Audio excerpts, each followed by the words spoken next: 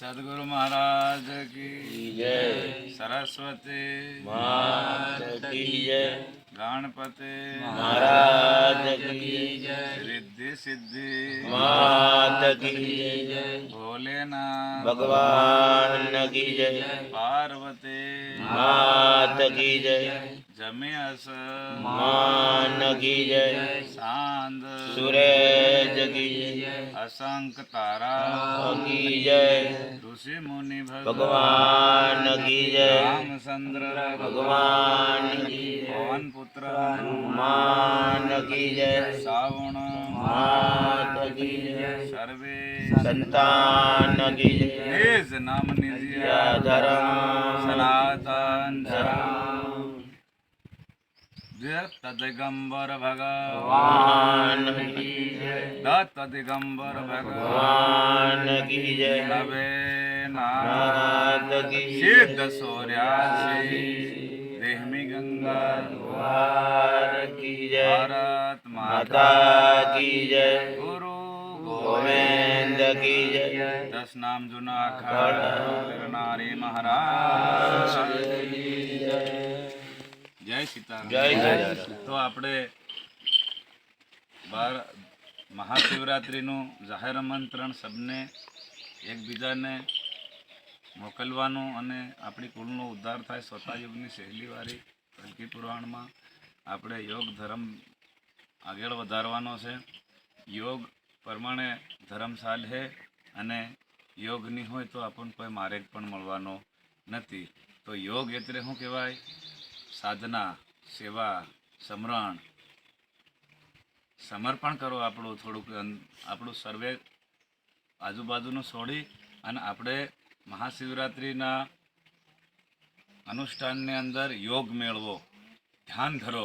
યોગમાં ધ્યાન મળે યોગમાં ધ્યાન મળે તો 84 સિદ્ધ આ 84 ધૂણીઓએ સંતો આસન ઉપર બેસી અને મહામંત્ર જપો અને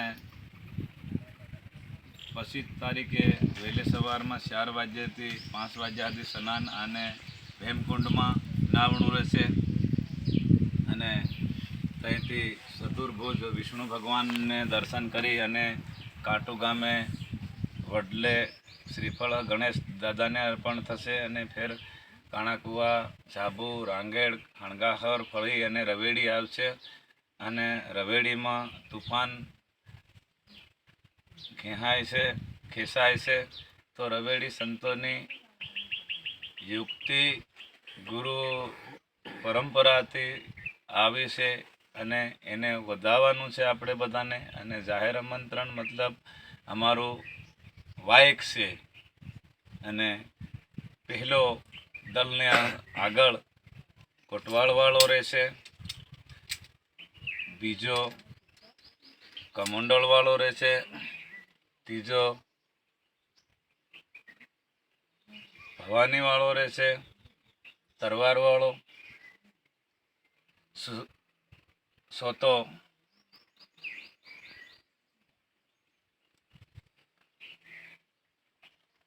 એક ધર્મની ધજાવાળો, એની પાછળ કોટવાળવાળો, એની પાછળ કમંડળવાળો, 1 2 3 થયા ને.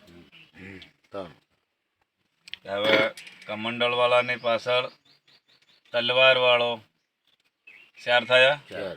4 ને 5મો પરશુરામ એટલે કોહડીવાળો અને કામટીવાળો. પછી સટ્ટો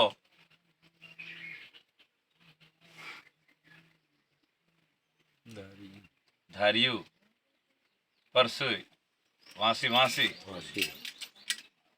હાથમો કોહડું ધાર્યું 7 પેઢી તો અગિયાર કાપતું આવ્યું કે નહીં. એ ધર્મને મારે ગયા ધર્મને અધર્મને ઓળખવા વાળું શસ્ત્ર અને શાસ્ત્ર અને શસ્ત્ર બેની જરૂર ઋષિ મુનિઓને પડી અને બેની સેવા ઋષિ મુનિઓએ કરી ત્યારે આપણે બેની સેવા કરવાની, શાસ્ત્રનું માન રાખવાનું, શસ્ત્રની સેવા કરવાની. એટલે ક્યારેક મર્યાદામાં રામ ભગવાનને એ શસ્ત્ર હતું તે દાડે મર્યાદામાં વિજય થયો સિયાવર રામચંદ્ર ભગવાન. અને એ વખત 7મું શસ્ત્ર ધાર્યું કીધું ને, 8મું શું કીધું? કોહડું, દેશી કોહડો. દેશી કોહડો. 9મો ત્રિશૂળ.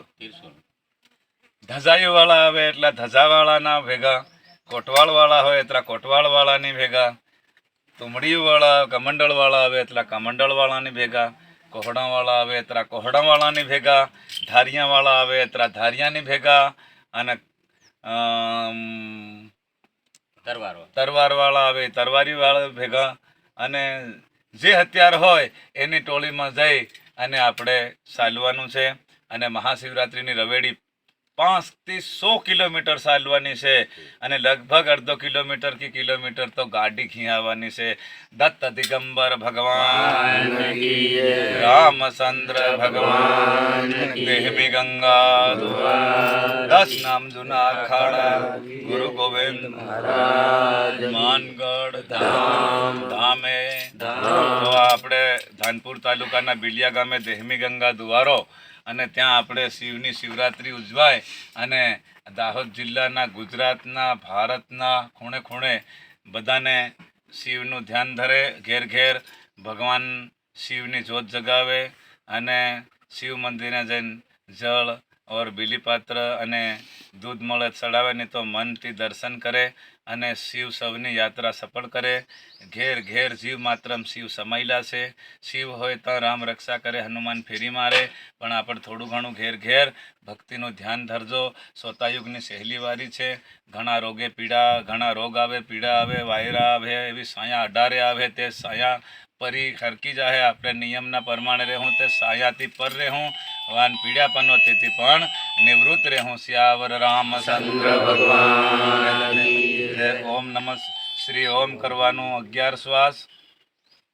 ઓમ નમઃ શિવાય પંચાક્ષર મંત્ર કરવાનો 11 શ્વાસ.